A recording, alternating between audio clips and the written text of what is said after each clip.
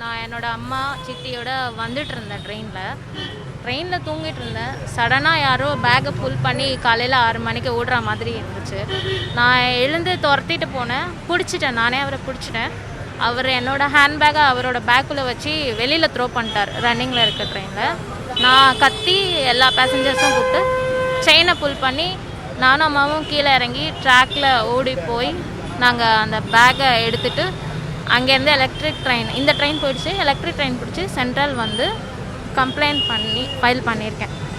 எவ்வளோ நேரம் மேடம் அவர்கிட்ட போராட்டிங்க நீங்கள் பேக் கொடுத்து? இல்லை, அது ஒரு ஃபியூ மினிட்ஸ் தான் ஆச்சு. அவரை பிடிச்சி நான் உடனே கேட்டு கத்துனோடனே பேசஞ்சர் எல்லாம் வந்துட்டாங்க, பேசஞ்சர்ஸ் வந்துட்டாங்க.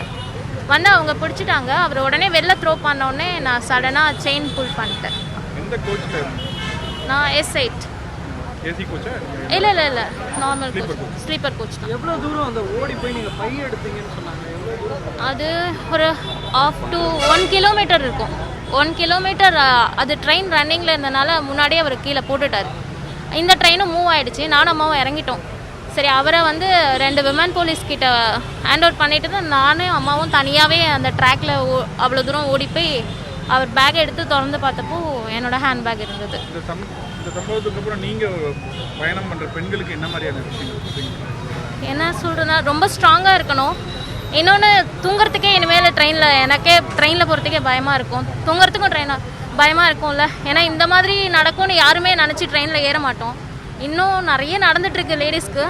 இது ரொம்ப ஷாக்கிங்காக இருந்துச்சு. எனக்கே நடக்கும்போது ஷாக்கிங்காக இருந்தது. ஸ்ட்ரகிள் பண்ணும்போது எனக்கு ஏதாவது ஆயிருந்ததுன்னா, நாங்கள் அந்த டோர் கிட்ட தான் ஸ்ட்ரகிள் பண்ணிட்டு இருந்தேன். நான் வெளில விழுந்திருந்தா அதுக்கப்புறம் தான் அதெல்லாம் யோசிக்க தோணுச்சு.